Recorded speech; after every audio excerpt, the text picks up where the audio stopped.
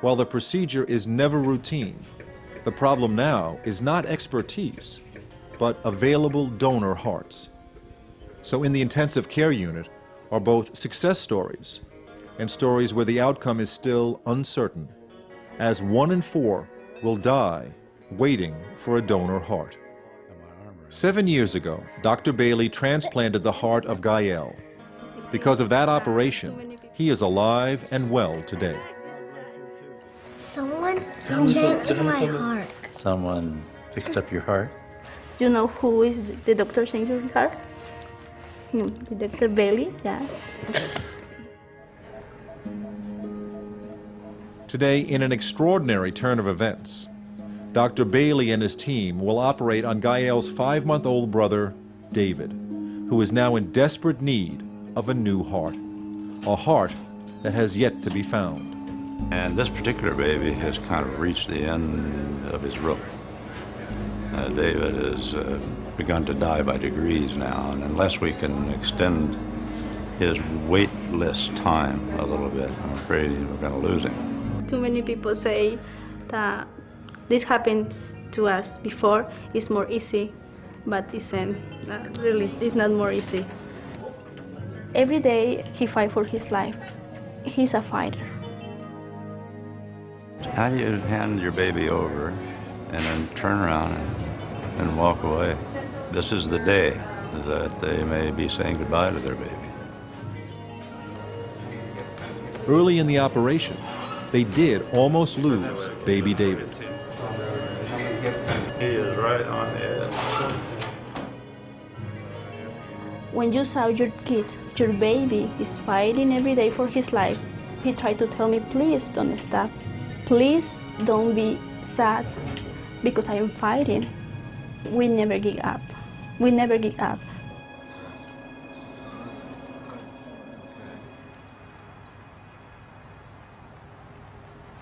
I'm probably in the best shape I've ever been in my entire life. I run probably between 30 and 40 miles a week. I bike. I stay fit. I go to the gym. I watch what I eat. So Brett Troya was surprised when his doctor called to give him his test results. He goes, 2 came back positive. He goes, you have prostate cancer. And the first words out of my mouth were, you're kidding me. Because I didn't expect it at 41. Cancer does not discriminate. It doesn't care who you are. It doesn't care how old you are. So Brett began researching the latest in prostate treatment and volunteered to be part of a high-profile procedure. Obviously, robotic in the United States these days, it's the way to go. 75% of all patients who have prostate cancer surgery have it done robotically. Dr. Vipul Patel from Florida Hospital's Celebration is one of the world's leading robotic surgeons. Today, the procedure he will perform on Brett Troya will be viewed by 500 physicians at a conference center in Orlando and by doctors in Italy and Korea.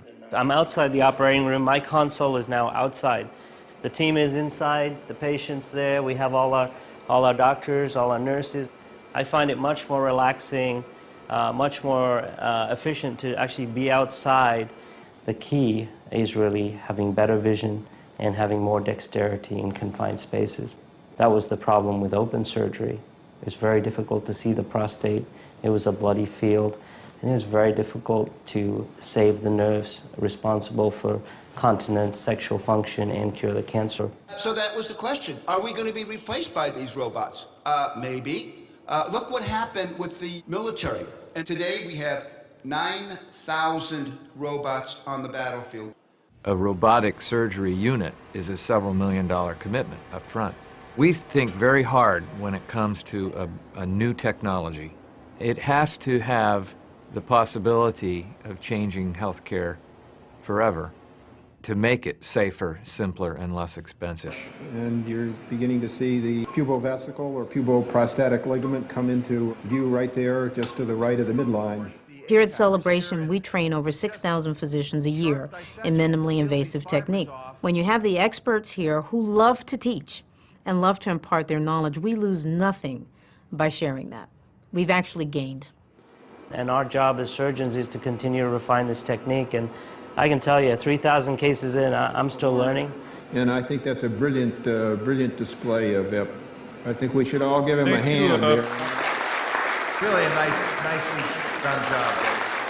I think the next one is remote surgery. Like, I'm getting more and more remote, but I'm still connected directly.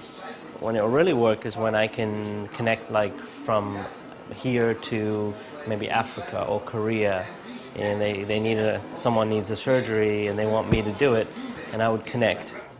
If Dr. Patel can perform 5 surgeries a day, up to 20 a week, and he could possibly do it on a patient in California from Orlando, All right.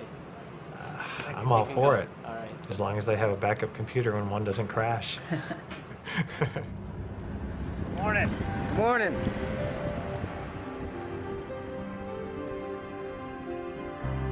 As you can see, we can go from skin, we can get some of the muscle, right down to the vascular system in the bones. And we'll cut the head off, and we'll lower him down like so. This area right here, we have an aneurysm, so we can click that on, make that our center point. We go ahead and hit cube view, and there's your aneurysm right here. Everything that I just showed you there, we did probably in less than 30 seconds. Normally, that would take 6-7 hours and a couple of angiograms. And this patient's probably back at work or at home right now. Today, breakthroughs in medical technology take on many different forms.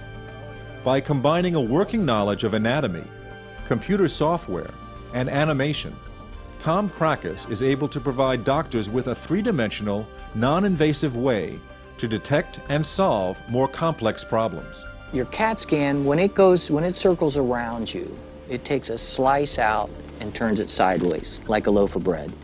We have multi-slice detectors on these scanners, so when it goes around once, it actually cuts you 64 times. The computerized technology allows us to render this 3D image.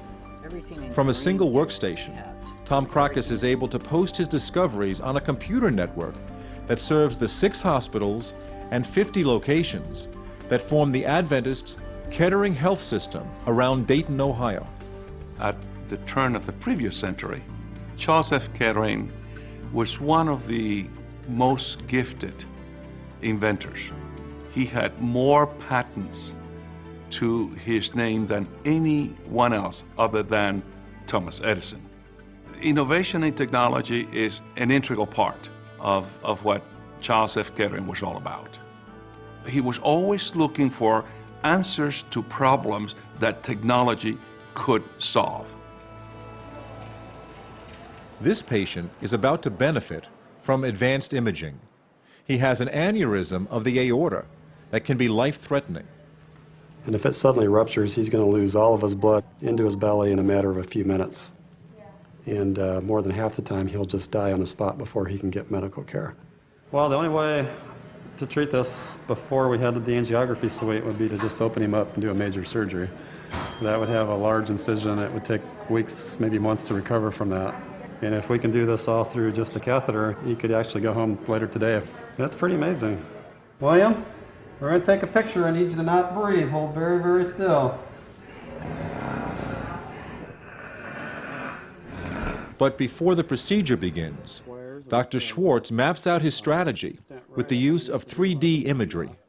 With the 3D modeling, it really helps us plan what to do with the patient, and a lot of times it can cut down on other procedures and unnecessary work. I have physicians that tell me when we do the 3Ds, they are excited because they can now be far more precise. And when you see them concentrating on that image, their foremost element of mind is you do no harm.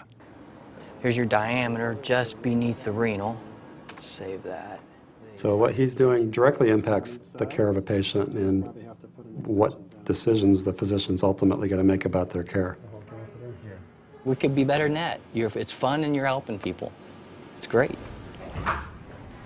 The unfortunate thing about heart disease, and with the majority of patients I see, that this could be completely prevented with proper education and changes to lifestyle. When patients come in and I start talking to them about their lifestyle, At first, when I go in and talk to them, the first thing I say to them is, I won't ask you to do anything I don't do myself. And they breathe a big sigh of relief, thinking, oh, that won't be so bad. And then I start telling them that I'm a vegetarian, and I run 6 miles at least 4 days a week. I don't smoke, I don't drink.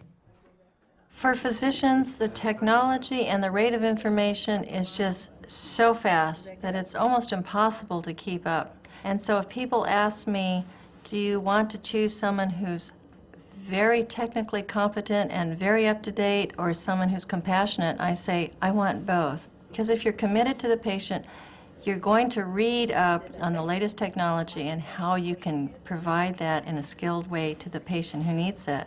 You know, when you're a doctor, you touch people when they're hurting, and you have an audience that really needs hope and healing and good news, someone to care, someone to help them feel better. Anytime you touch a patient's life, it's sacred. Life is sacred. I think the work is sacred because the work takes as its fundamental premise this idea that every human being matters. Every human being is sacred, has rights to care, rights to compassion and generosity that human beings are capable of. Why do those rights exist? They exist because we believe that God regards every human being as having sacred value. On the other side of the Kettering campus is the church, where people gather for Saturday Sabbath worship. By embracing the seventh-day experience of the Sabbath, we exhibit our solidarity with the original testament of Scripture and with the heritage of the Hebrew people. So what happened was Adventists became convinced that the right day for Christians to keep was not Sunday, the first day of the week, but the seventh day of the week. Sabbath would be an affirmation of creation. God rested at the end of creation and that enjoyed and took delight in what he made.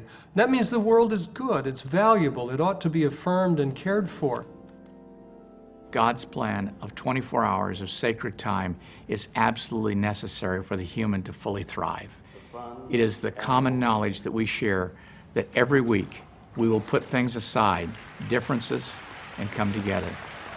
There's something special about that rest where you say, okay, I am free today not to do laundry, free not to go to work, not to clean the house. This is a day that we worship and then we celebrate with our families.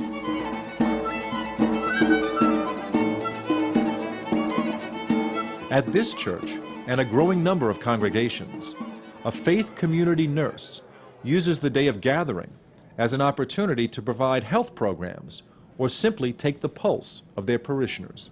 In the past, churches used to be the place of healing. That's where people would come for healing. Deaconesses in the early churches were the people that did healing and were concerned about people with health issues. And as the years went by, somehow the church kind of lost that focus on healing. So one of the things that faith community nurses do is try to have the churches reclaim that ministry of healing. Deep in our history is the whole concept that our bodies are the temple of the Holy Spirit, and they belong to God, and we ought to care for them. Plato famously said that the body is the prison house of the soul. And that notion that somehow the soul is an ideal and the body is somehow a case in which the soul resides, and that the relationship is kind of an unhappy relationship because the body pulls you down, that has affected the Christian tradition. We take the body to be essentially good. We may do bad things with it, but in its essence, it is good. It is a gift of God. It may be related to another aspect of Adventist belief, and that is the fact that human beings are essentially physical. That is to say, there is no part of us, like a soul or a spirit, that lives independently from the body. So we are physical beings from beginning to end, and the future beyond death is a resurrection of the body. It's not an immortal soul that keeps on living. So once you've emphasized the body to that degree, then you begin to realize that taking care of the body is an extremely important thing to do.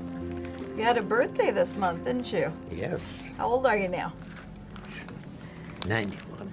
91. Okay. Are you on any blood pressure medication? No, No. Okay. you have to get older for that. Millie Mills is 92, and besides walking at least 3 miles a day, she has one more secret to a long life. I don't eat anything that has a mother. I think the Adventists are different when it comes to community in that this notion of a Saturday Sabbath sets them apart a little bit from everybody else. And because they're set apart, they tend to hang out more together. They tend to hang out with people with the same schedule and the same ideas. So this idea of eating a plant-based diet is reinforced. Ellen White also talked about that the diet that God gave Adam and Eve in Eden was the best.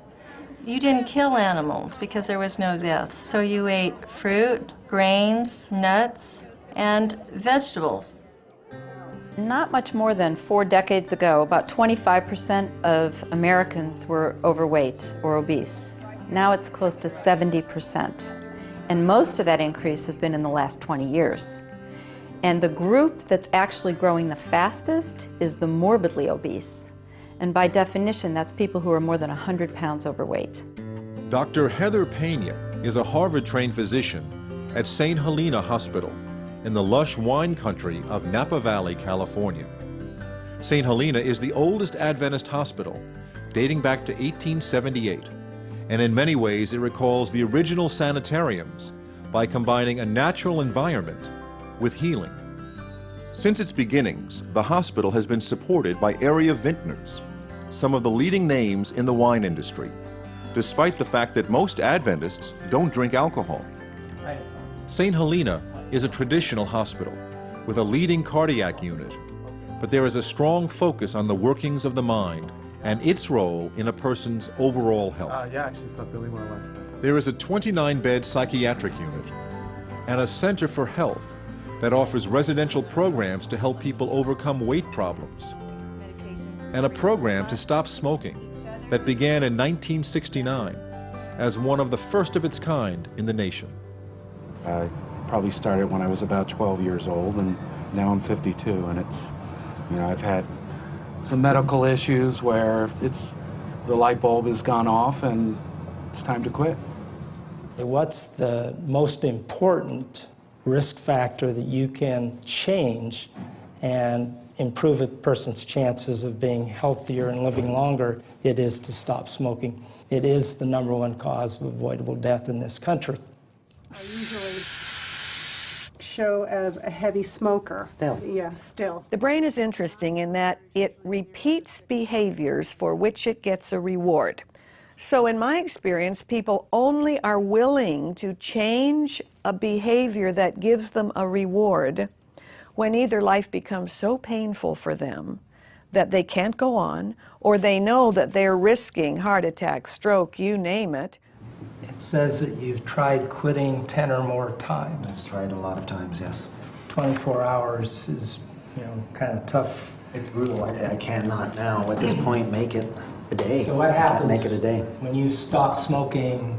How soon do you start feeling uncomfortable? Immediately. It's very odd. Like- There's that mind thing right away when I make that decision. More and more we're finding related to addictive types of behavior. There's a brain chemistry aspect to all of these that we're just now beginning to understand and to address. It's a myth that nicotine is harmful. Nicotine is what keeps people using tobacco because it's more addictive than any other substance known to mankind. But nicotine by itself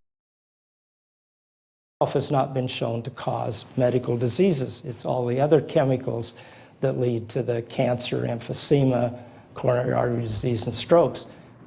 Good, doing well. Your heart rate just reached the first target. Okay. So we achieved that. And your electrocardiogram looks great, so you're doing very well.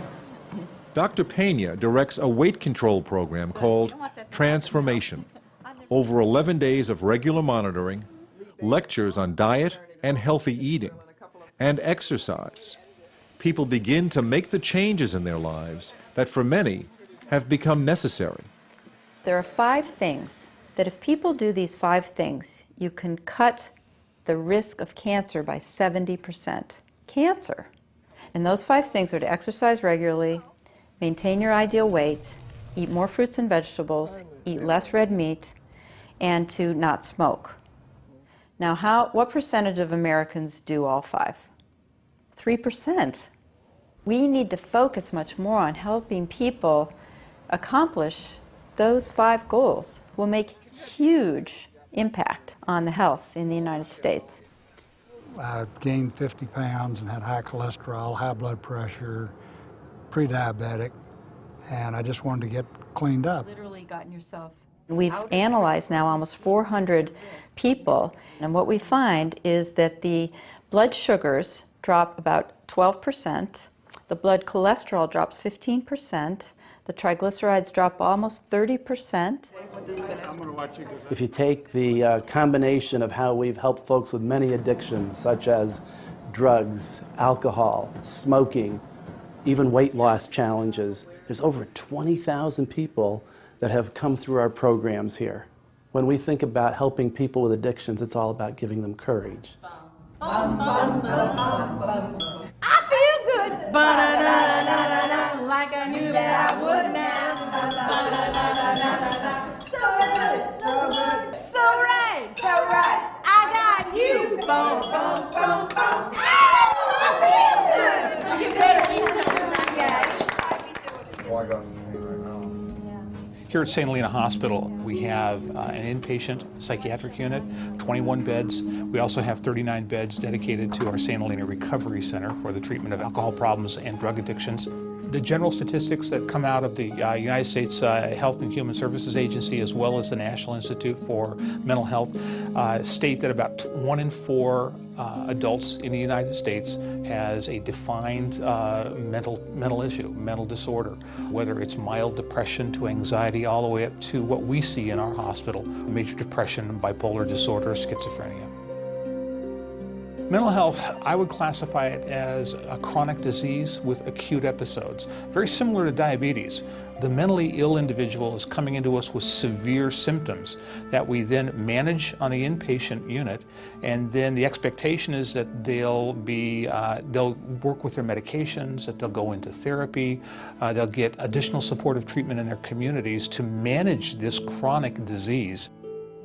There's still some feelings that there's a volitional aspect, there's a self-control aspect to mental illness.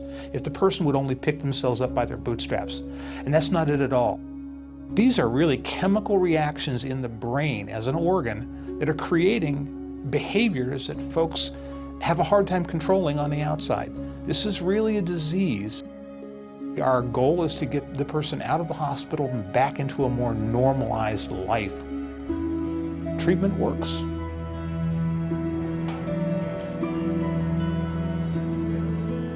Four months ago, Dr. Leonard Bailey performed an operation on baby David in the hope a donor heart could be found. Finally, the call came. It's a big day for David. Doesn't get any bigger. The infant donors come from either sudden infant death, or a lot of them do come from abuse, I'm sorry to say, in this country. And others come from innocent trauma. Every moment we're doing it, it's participating in a miracle in one way or another. Just the fact we can stop his heart and it'll start again. There's something miraculous about all that. Are you ready? Yes. Final here. The fact that we can take his heart out, put it in a bottle, and put a new heart in is yet another miracle.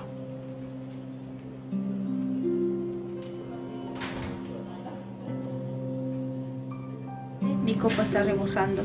Ciertamente el bien y la misericordia me seguirán todos los días de mi vida, y en la casa de Jehová moraré por largos días. You know, every time we read this psalm, because he talk about everything we feel now, but we just read and we just, you know, take it in. The smell, my baby smell, my baby smell, but that's it we try to do here. When we found our groove in that operating room each day, There's a sense of mission there that could only be described that way, I think. And the unique thing is that it has nothing to do with a specific religious belief. It's just sacred. So all the connections are done. They look fine. It's a good match. Well, that's what he needs, a good heart. But we would expect David to do extremely well when this is all said and done. I know David's own parents are very, very grateful for this opportunity. We all need to have that faith in our lives, it seems to me, to be complete. But you have to take it somewhere. The nice thing about healthcare is it translates into people's lives. Thank you for your help. Good job. We feel so happy. We feel it's new chance, new opportunity, new life for everyone.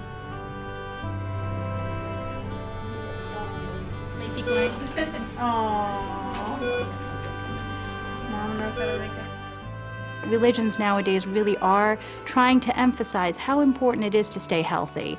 I think there is that sense there that there's a higher responsibility. It's not just to self, it's to a higher being.